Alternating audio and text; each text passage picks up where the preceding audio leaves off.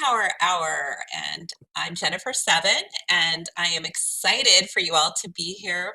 And I want to remind you that midlife is not a personal failure, it's a season with a lot of different inputs. That's for sure. It's very transformational.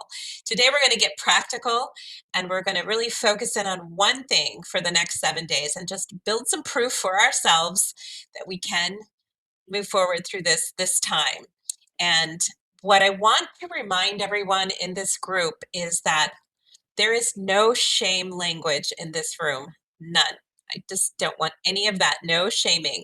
And I want to help re-educate you on the words that you use, because having been a weight loss coach for over 15 years, I have heard so many women say, "Oh, I was bad. I was bad this week." And it's not about being bad. We are not bad. We may have had a hard day. So I want to start reframing language that we had a bad day. We had a difficult Mm. time, but we're not bad. We're not bad people. So if you miss a step, that's another phrase I want to start to change the way you say things. Instead of saying, "Oh, I'm going to restart, I'm going to restart, I'm going to restart," I want you to say, "I'm returning. I'm returning to my plan." It's not a whole like do-over. We're just coming back to where we need to be. So, with all that being said, what I would love to do, and Vicky, if you're able to, or okay, we'll come back to that. I always like to start with just some check-ins, and I think I'll do my own check-in. So one win for the last 7 days, and little tiny wins totally count. And oh gosh, what's my win for the week? Probably did pretty good on my lunches. I always do well on my breakfasts. I have my protein bar or my yogurt for breakfast. So I'm going to say that's my win.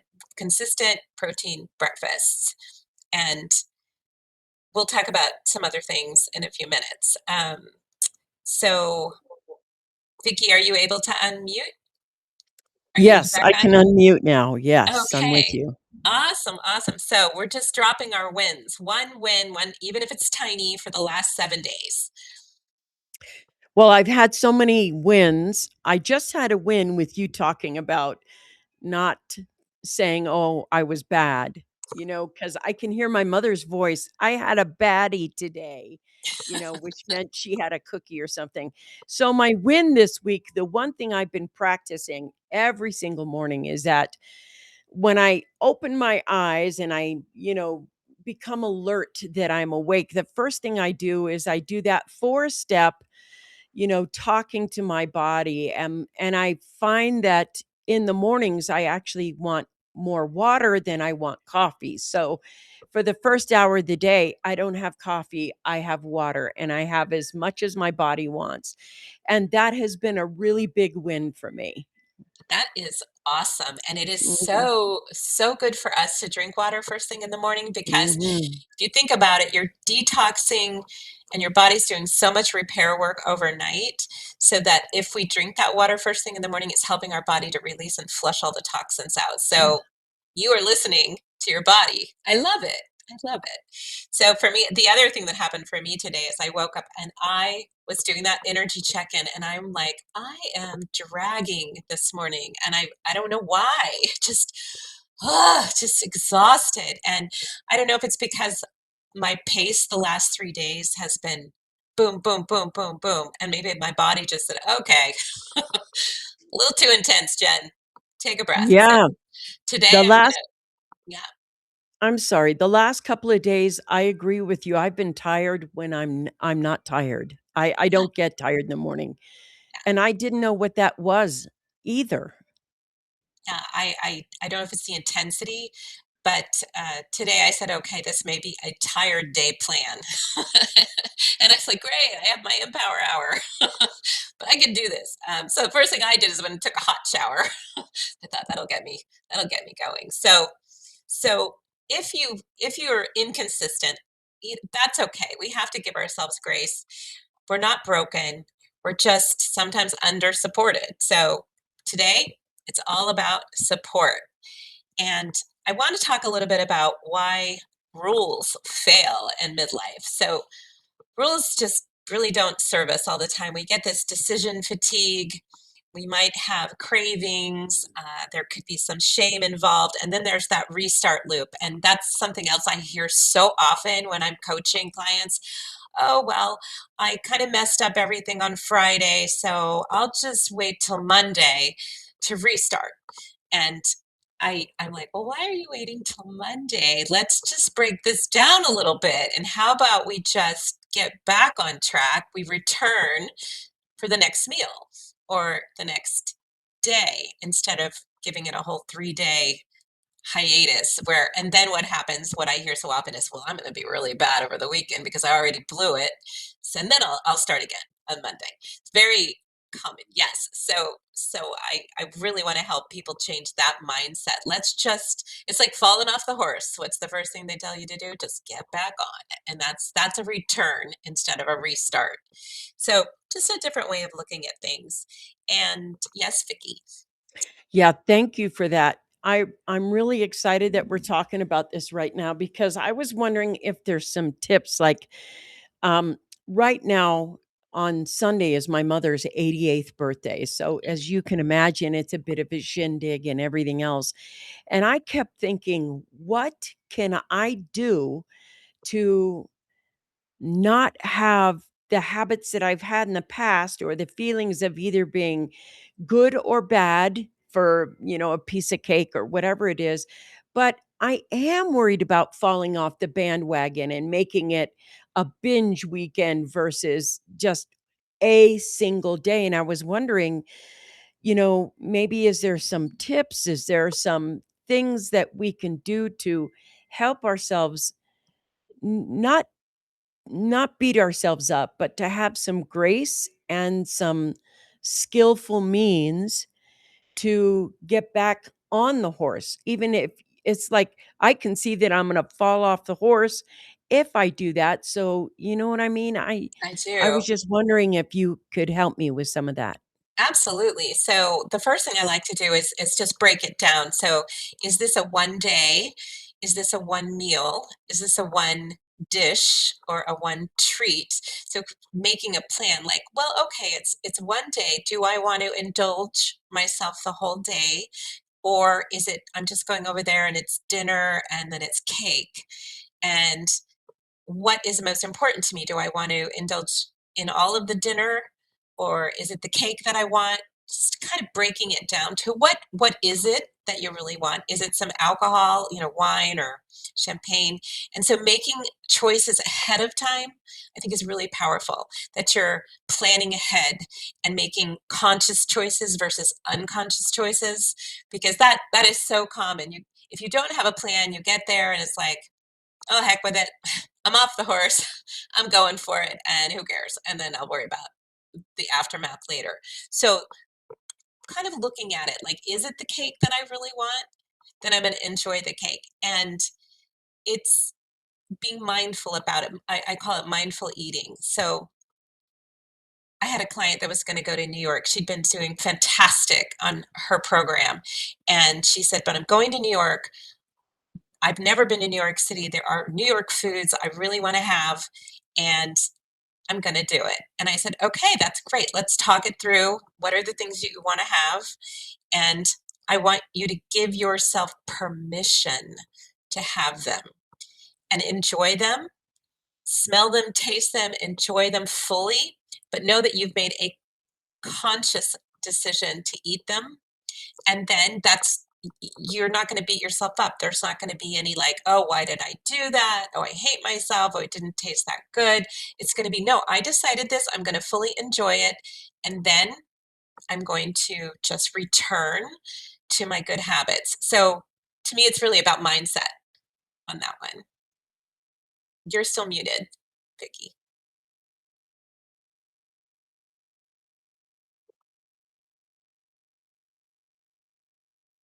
Okay. Thank you. I had to, Yeah. thank you for understanding and giving me a little grace. There is 2 things going on at once, and I suck Same at time.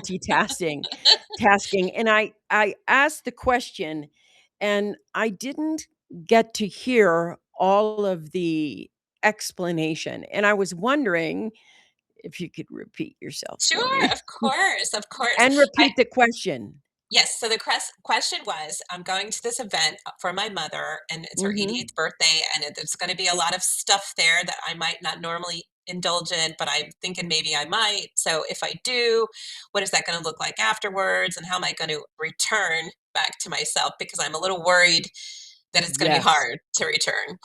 that's So right. what I was saying was, plan ahead, plan ahead. If you That's right, I know remember that part. what's going to be there, and if you know there's going to be cake and you know what you want, I say give yourself permission. Say this, I want cake and I'm going to have cake because it's mom's birthday and she's 88, and Yeah, that's okay. So it's just making a decision and then not beating yourself up over it because you made a conscious decision versus an unconscious one. It's the yeah, unconscious ones that kind of get us in trouble, and then we feel shame and we beat ourselves up. Why did I do that? I'm so mad at myself. I'm so bad. So no, it's like go into it with, this is what I'm going to allow myself to do. I'm going to allow myself a glass of champagne. I'm going to allow myself that cake. And then the next day, I'm going to return back to my normal plan. And no shame, no beating up. Just this was a decision I made, a choice that I made. So, how does that sound? it sounds, you know, it sounds like a good idea, and one of the things I like about it is I am such a disciplined person, so disciplined. I'm disciplined with my work, with everything else, and there's only one thing that I'm not disciplined with, and it's sugar. So Mm, if if you could see the sugar like alcohol, like if it was an alcoholic thing, and sometimes the taste of it will trigger something, but most of the time, it's because I'm so disciplined that, um, I don't let myself have that. So, if I have it once, then the binge person in me is like, "Okay, we're off mm, the bandwagon, now overdo it." And I mhm, never make a conscious decision to say, "You can have this, it's one day, but the next day, you're back on." And so, I'm like, "Okay, I wanna be able to try that out to see what happens um, if it's me being too hard on myself or me making the intention to do this, then to do this." mhm. And, I wanna be able to have that opportunity to do that, but I like the idea of my goal this year has been to not be so hard on myself, mainly because I've been in this group and I am from the era of women who muscled their way through perimenopause, then Yeah. muscled their way through menopause, and you're just muscling your way through without strategies, because most of us Mhm. don't have strategies to deal with those things. Yes. Yes. And may I ask a question? Of course. When I was younger, I wasn't very sugar um, controlled at all. And when I hit perimenopause, the salt sugar combination like came out of I hated potato chips until I couldn't stand them until I went through perimenopause, and then I was like, "Give me a bag of Lay's potato chips." And I'm like, "Where do these cravings are this is this part of the process?" It can be for sure. It's as our hormones are changing, a lot of times our cortisol is changing, which is our stress Mm, hormone, and it's highly activated. And what we crave when our cortisol is high are those high sugary foods. And honestly, even though potato chips are salty, it converts to sugar.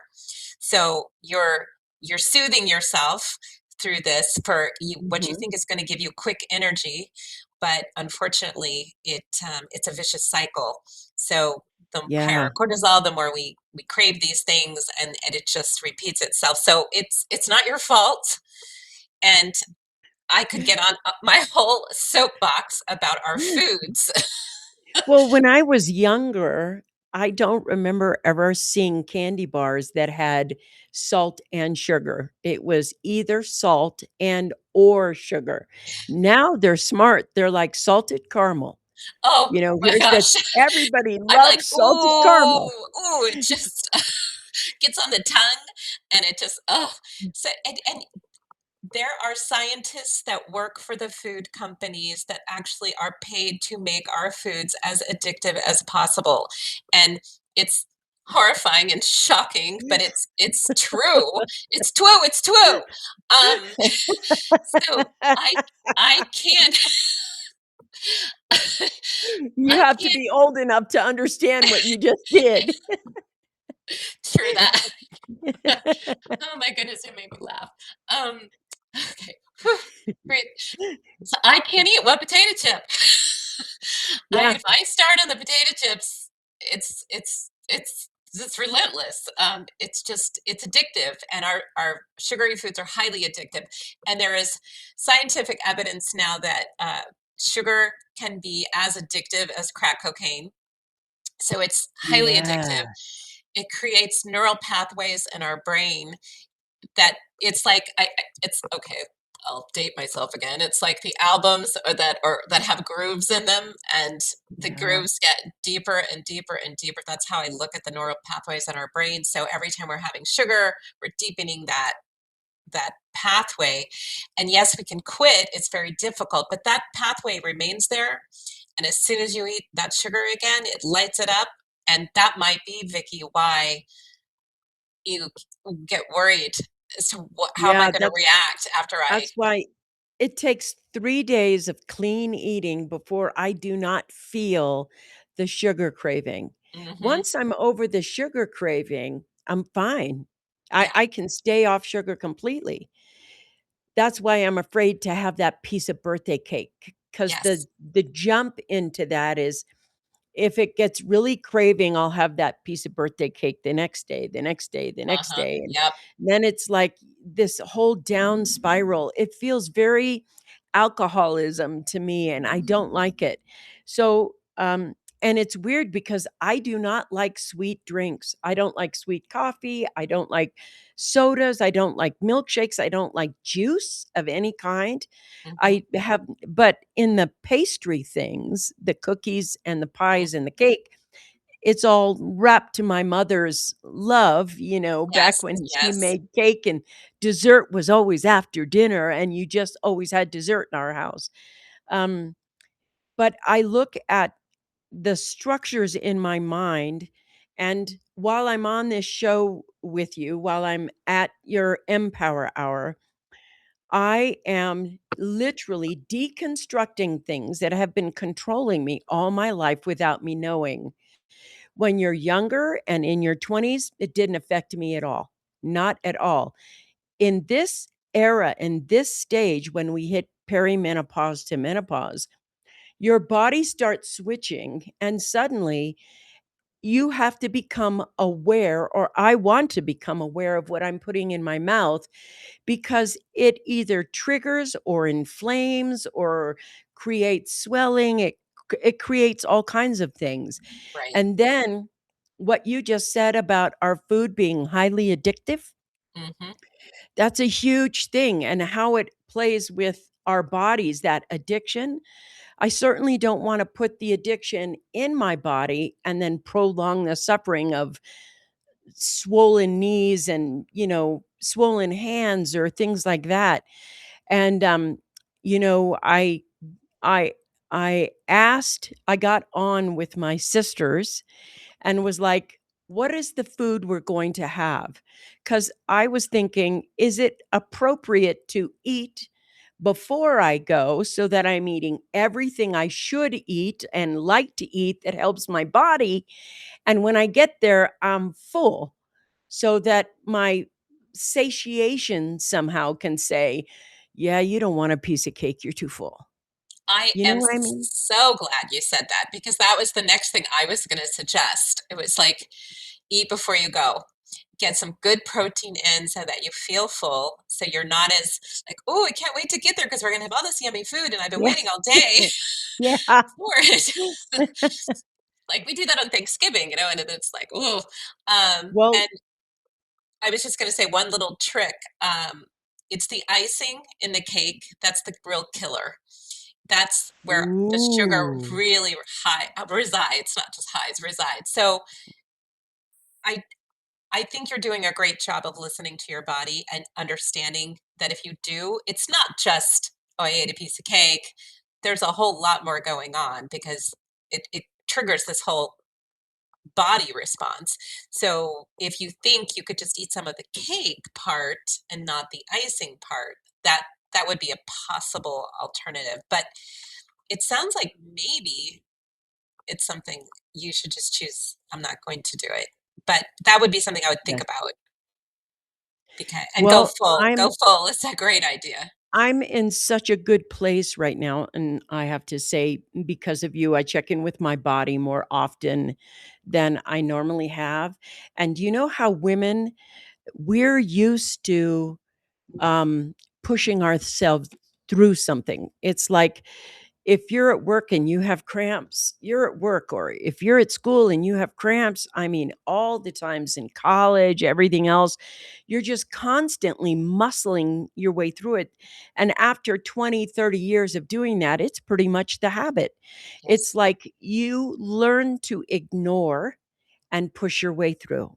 I'm tired. I am exhausted. I have cramps. I can't focus. You say that, but then you're like, "No, we got to get this done.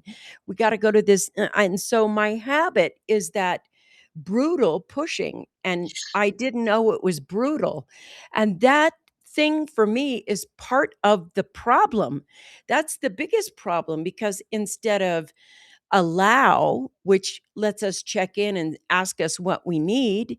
Do we need a 10-minute nap? Do you need, even if it's my cramps are so heavy, I need a painkiller, like Mhm. a Tylenol or something. Whatever that is, we almost don't, I don't allow that. I was like, I remember being a cop and arresting someone and having cramps and them not being very cooperative. So me having to push Mm. myself more.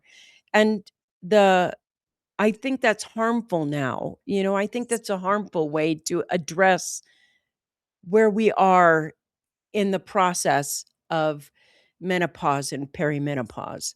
Yes, thank you for that. And I experienced a lot of that too. I had a really tough dad, and he was just, no pain, no gain. Mhm.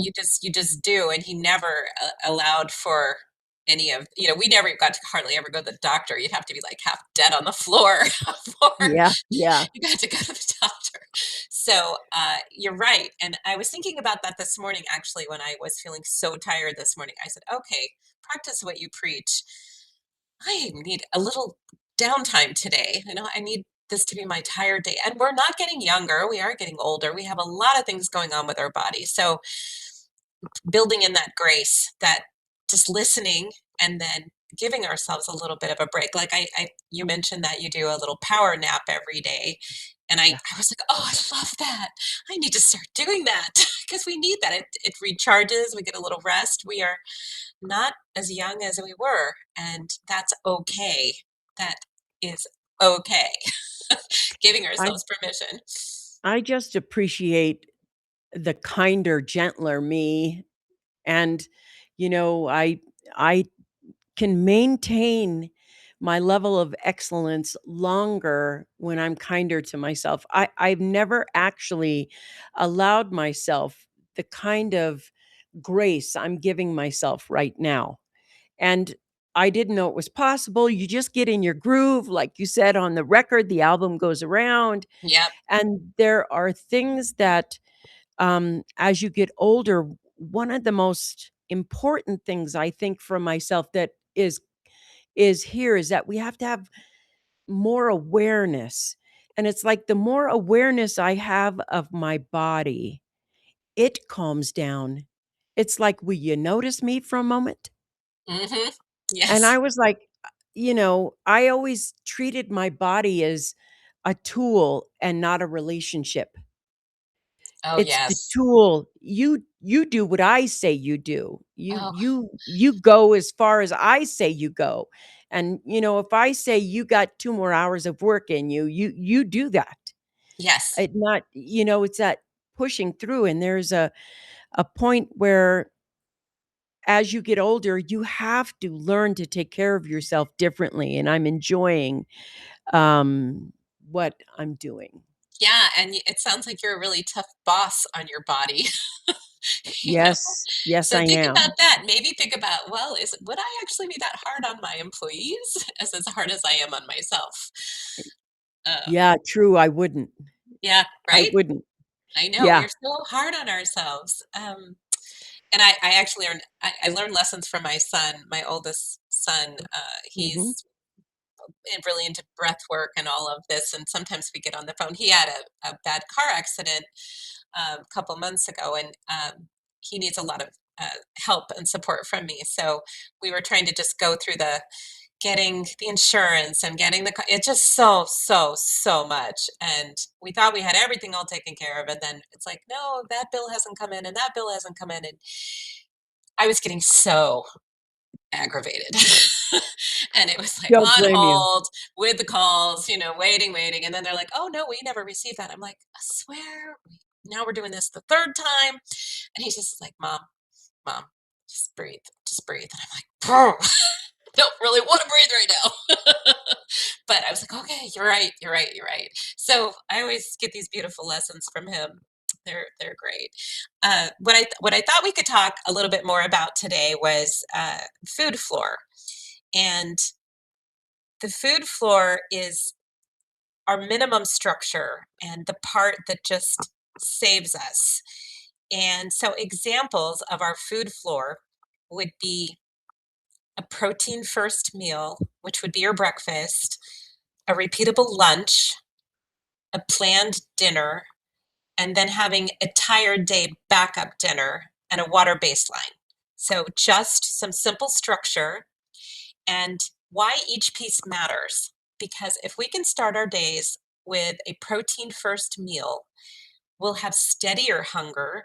So, protein is satiating. So, we need that protein, and protein does so much great stuff for our bodies. But that will give you steadier hunger throughout the day and fewer nighttime cravings. So, starting your day with a good protein meal and then having a lunch that's repeatable.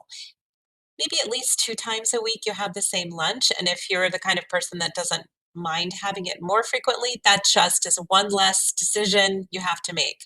A repeatable lunch, fewer decisions, less fatigue. And then a planned dinner so that you don't get cornered at 6 p.m. with, "Oh, what the heck am I gonna have for dinner?" And then having that tired day dinner, so a plan that works on real life days like the way I'm today, the tired day. And not thinking of a tired day as lesser or not as good, as we like to say, but it's just part of our plan. So we're making a plan. And if the plan that we are setting up only works when we're feeling great, then it's not really a plan. It's just a fantasy. So it's the idea of what we think things should be rather than what things really could be. So we want to talk about some patterns, and patterns are going to be more important than perfection. I know, Vicki, you were talking a lot to us about perfection. We have to kind of throw that out the window a little bit and build some patterns in our lives. So we want to build a 7-day food floor.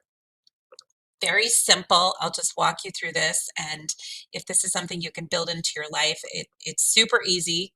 And just with a little pre-planning, it can make for a much easier week. So this week we're picking that one pillar. We're focusing on food. And as I mentioned, we want to start with a protein first meal. And that would be, you can have a normal and a tired day option. So for example, a normal day might be eggs and fruit and or a yogurt bowl or a smoothie, something that you like. I usually have a protein bar and a cup of coffee in the morning. That suits me. And then about mid morning, I have a yogurt. But you could also have that tired day example, and at the bar would work great on a tired day. You could also have a ready made protein shake instead of blending up your own smoothie. That could just be a shake you have as a backup.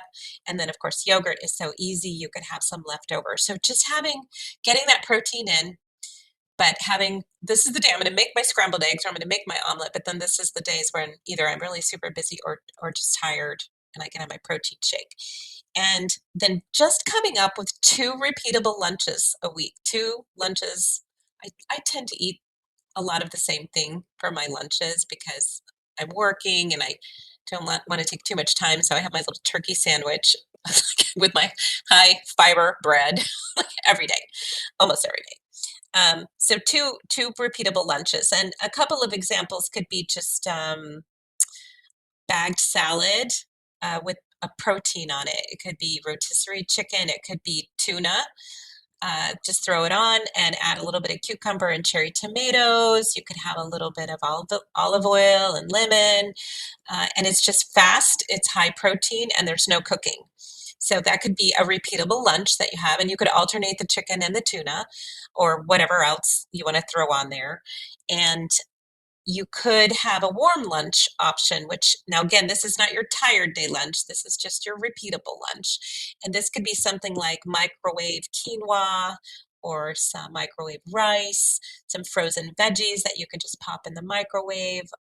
Perhaps you want to get your protein in. So that could be even something like chicken sausage or pre-cooked grilled chicken, or if you were into tofu, you could throw some tofu on it.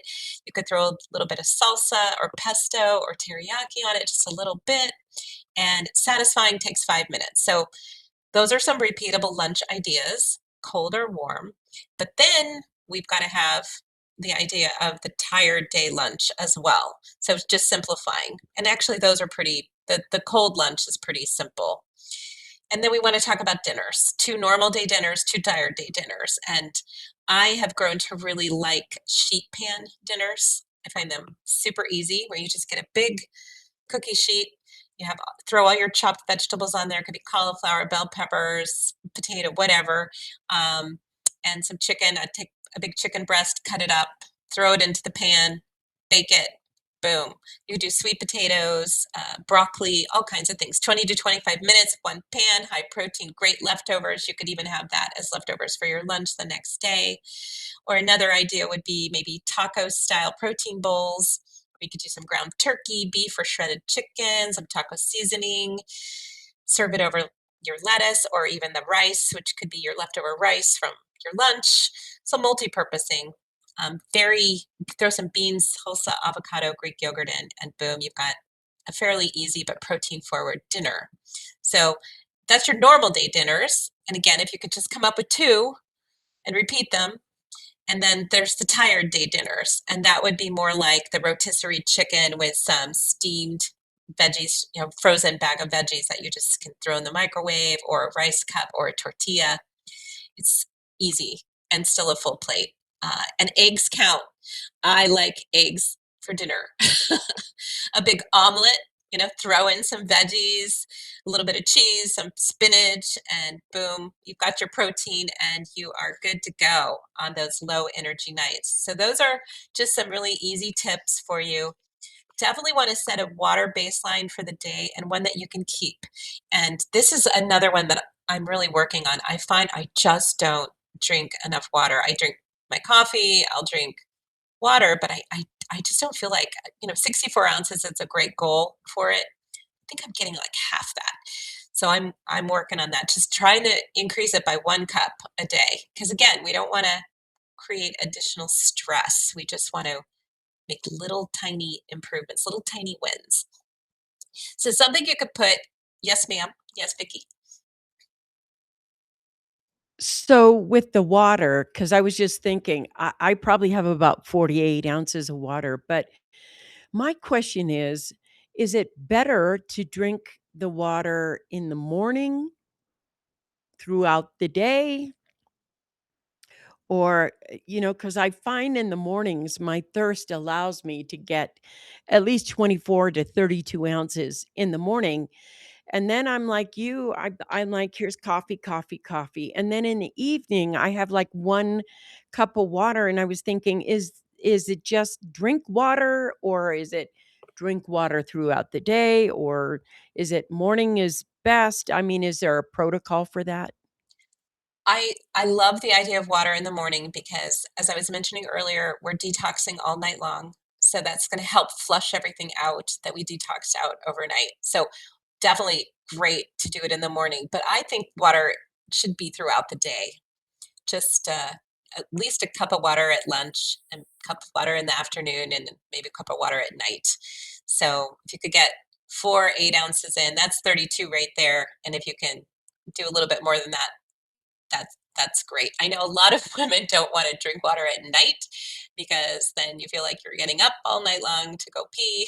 It's frustrating, but it's really good. Water is so good for our bodies. We're just being really good to our bodies when we're drinking water. We're made up of mostly water, so the more that we can support that, the better. So what I would love for you to do later in the chat is just to put in your 7 day promise to yourself, what your protein first meal is going to be, that breakfast, normal and tired, what your 2 repeatable lunches would be, 2 normal dinners, 2 tired day dinners, and then your water baseline. And then what you're going to track from 0 to 10. Is it going to be your energy, your cravings, or your stress? Because if you do this for 7 days, I think you'll see some amazing changes in those numbers, your energy, your cravings, and your stress. So the protein's going to help balance out your cravings. And if we're fueling our bodies properly, we're going to help manage our stress. If we're fueling our bodies properly, we'll probably sleep better, which will give us more energy. And also eating the good nutrients is what our body needs. So the carbohydrates can cause a lot of ups and downs and blood sugar changes and crashes. So what we're looking for is just balancing things out. So I would love for you guys to do that. And then let's just talk a little bit, because we have a little bit more time. What part of the day triggers a spiral the most for you? Vicki, you're muted. Are you on your other? Okay. Okay.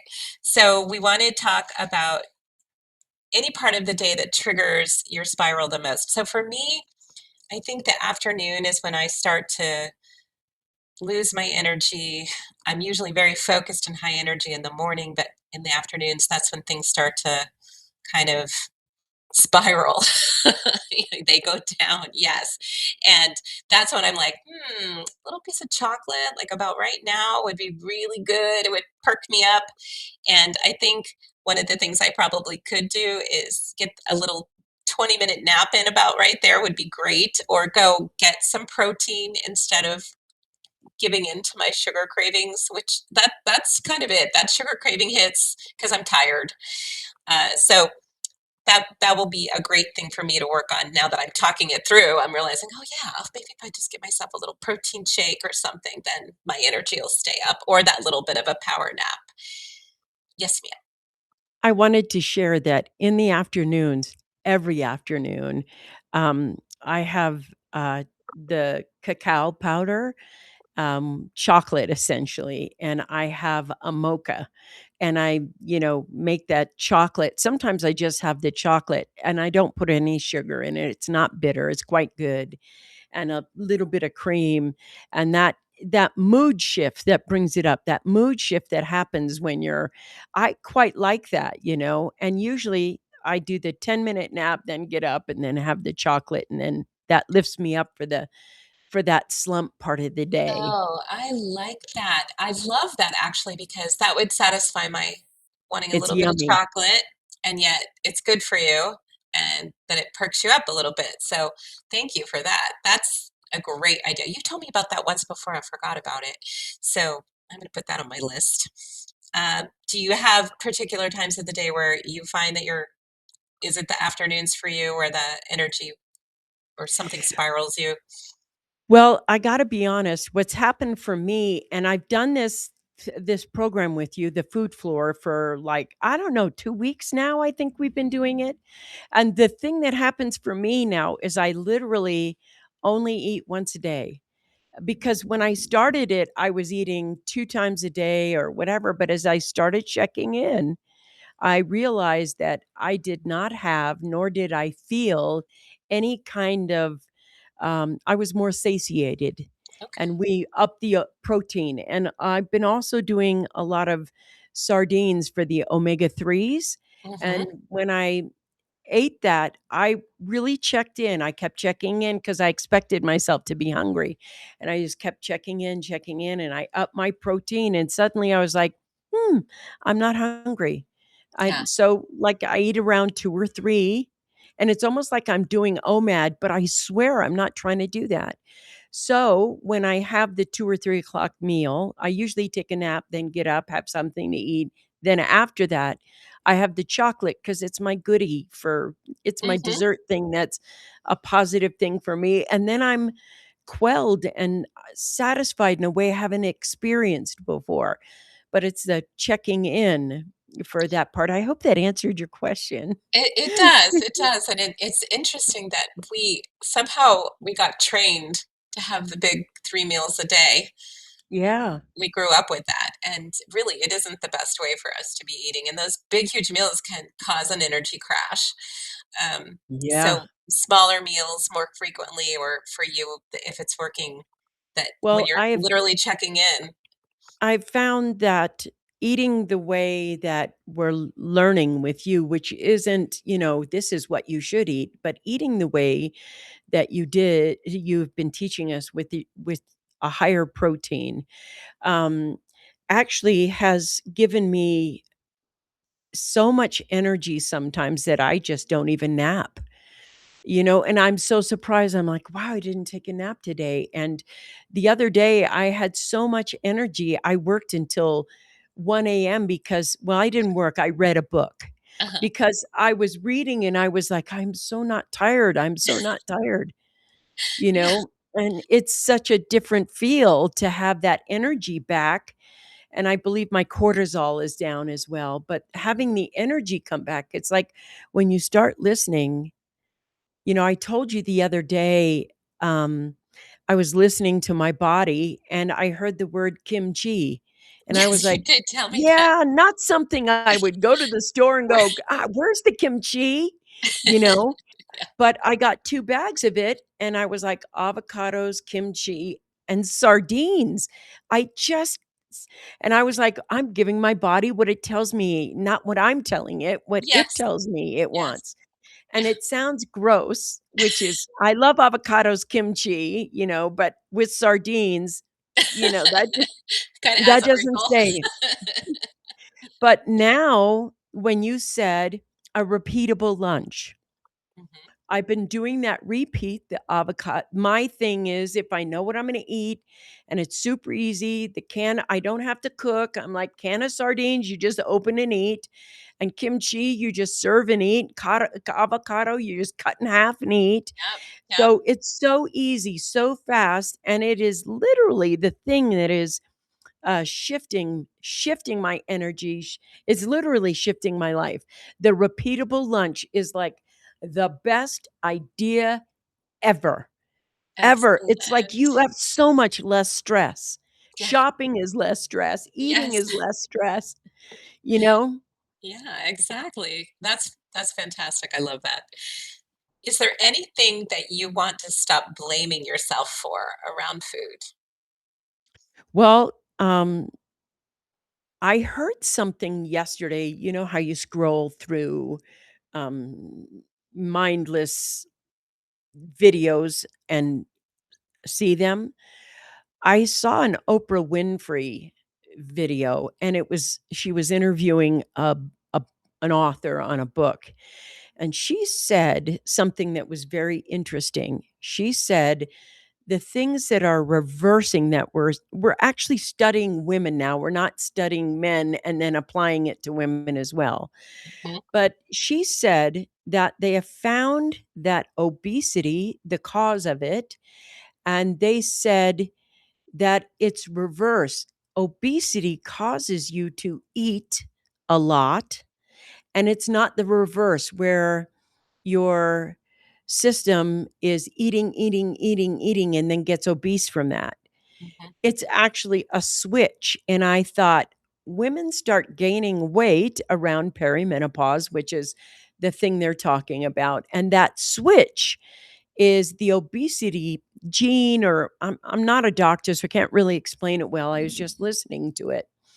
And the thing that I thought was, yes, what if it's kind of like, if you have COPD, it's the COPD that's putting water in your lungs. Sorry, I have to use that example. That's not a really good one. But it's the same with the obesity. It's causing you all these cravings, etc. And just a bit ago, you mentioned how toxic our food was and that it was very addictive. Mhm. And I think somehow the addiction or the preservative or whatever they put in the food is what's keeping people, like, it's switching something in their body to the craving that creates, it's the obesity gene that creates the overeating. And I want to forgive myself for beating myself up, like the abuse that you put yourself through, Mm, mhm, thinking that it's you and that you're failing yourself, that you're, um, that inner critic that is constantly, and that's what I want or am shifting. And so it doesn't matter if you're a billionaire, a multimillionaire, a millionaire, wherever you are, if you're dead broke, it doesn't matter where you are. All women, including Oprah, um, all women have this thing where we think there is some scale of excellence in our health and wellness that we have to hit before we are worthy. mm. And I want to disconnect that worthiness thing with bad lying information. Remember when they told us cigarettes didn't cause cancer? Well, Yes. this here is the next big thing we are opening up for the truth.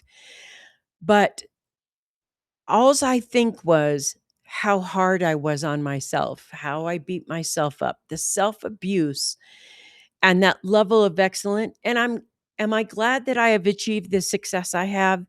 Yes. Would I have liked to done it in a kinder and gentler way? Yes. And, Yeah. that's that's really the thing for me. And as I speak it, I can feel my heart go up in my throat of how I've abused myself. I Mhm. made myself suffer. No meals for you. Go another hour on the treadmill. Pump some more iron. Just that And then is be mad at painful. yourself because you didn't get the results you wanted. Yes, Yes. yes. And Yes. here's the cycle. Yes, it's such a cycle. And that is something I think is coming to light. And now obesity is actually diagnosed as a disease. So as we Yes. would treat diabetes, we have to look at that. We have to treat obesity, and it's not your fault. It's always eat less, exercise more. Just shut your pie Yeah. hole. You'll lose it. That's what the doctors would say. Oh, just eat less, but it's not that at all. And it is very metabolic. Yeah. It's about overproduction of insulin. It can be some people are that's just the way that they are designed. Yeah. They don't have the shut off. And that is a lot of what the GLPs, these weight loss medications are really helping those people because it's turning off what we call the food noise. Because some Yes. people just that's all they think about all day long, and it's not their fault. It doesn't mean they're bad. It's their chemical makeup is that craving, and this medication is beginning to lower that noise so that they can Mhm. regain some control, and it's actually helping their bodies to work properly, getting their insulins lower because there's a lot of what we call insulin resistance out there where our bodies just Absolutely. insulin is not working properly, and so we're just storing and storing and storing fat, but it's not something we can control. Mhm. So I think there's a whole lot of awareness coming out about that now, but there's just so much stigma. And it's the media, Yes. it's the beautiful skinny women, and the remember when the Mhm. size zero came out? It was like, oh, Yeah. now I everybody was has to be like, size zero. yeah. I wanna share with you that just last night, I was saying to Robin, I said, I'm starting this, uh, the repeatable lunch thing, and I was talking about what I was doing and how I was doing it, and I've been doing it for days. And I said to her, Robin is extraordinarily fit. She's so fit. She climbs 14,000-foot mountains. I mean, we live at the base of 8,000 feet, and she can go up to 14 and come back Wow. down. I mean, it's amazing what she can do. And she's so fit. And she's kind of an anomaly fit. But anyway, I was telling her that I felt satiated and I could feel satiated. And with this repeatable lunch, which I told you what I was eating, and I said to her, I haven't felt satiation. I said, in order for me to feel satiated, I have to eat like Thanksgiving, where you're like, oh, okay, I'm Yeah, your so stomach full hurts, right? before it gets there. And I thought she didn't feel that because she said to me, I get that too. I never feel full. And I was like, okay, so it's not about shutting your pie hole, which is what you just Mhm. talked about. Yep, I was like, this in shape person over here doesn't feel satiated. And I don't either. And there's definitely something different that is happening to our bodies where whatever we're eating, the whole damage is they're shutting off the systems so that it's like the world is, or at least Americans, but I think a lot of the world is consuming foods that have been purposely created to create this syndrome of you don't feel satiated. oh, so you'll You keep don't feel eating and you'll keep full. buying. Eating and That's buying, right. right? Right? Oh Yeah. my goodness, there's I could spend another hour on this topic. Me too, even though it's the top of the hour or whatever, I know, I I'm know. loving the lear the I'm loving being able to talk about this because I've been so ashamed of not meeting this whatever it is for women that I push myself, I do everything else. It's like I want to belong to the cool set of women who Mhm, actually are in shape and in their menopause years and they're just like this. I mean, they're pushing that now. And yeah, that narrative, everything else that's there, and I have to be so careful. And I really want to say thank you to you for bringing this up because the first thing that needs to happen so that you can heal is that you just let yourself off the hook. yes. Just let yourself off the hook and then start the practice of just checking in. Am I thirsty? Am I tired? Stop pushing through on that. And then the third thing is the floor, that food floor that we just talked today. We install habits that give us grace and give us ways to deal with and not hang on to this thing anymore. And I can't tell you how much relief just letting myself, it's like if I could tell you how just letting myself off the hook has helped my system relax. Mhm. And I think it needs to be in the newspapers, in the mag. Just let yourself off the hook, ladies. Yes, yes, and relearning by doing the check-in. We've Hmm. lost knowing what real hunger is. We've lost knowing what real fullness, well, what because we don't want to eat till we're like, oh, I'm so Yeah, stuffed. That Thanksgiving dinner feeling, and we don't want to eat if we're not hungry. And I think we just get in. Oh, it's time to eat, so I should eat. And yeah, listen to your body. I would say, is it growling? Are you really yeah. hungry? That's what I did. I was like, throughout the day, I'm literally training myself different in my alarms.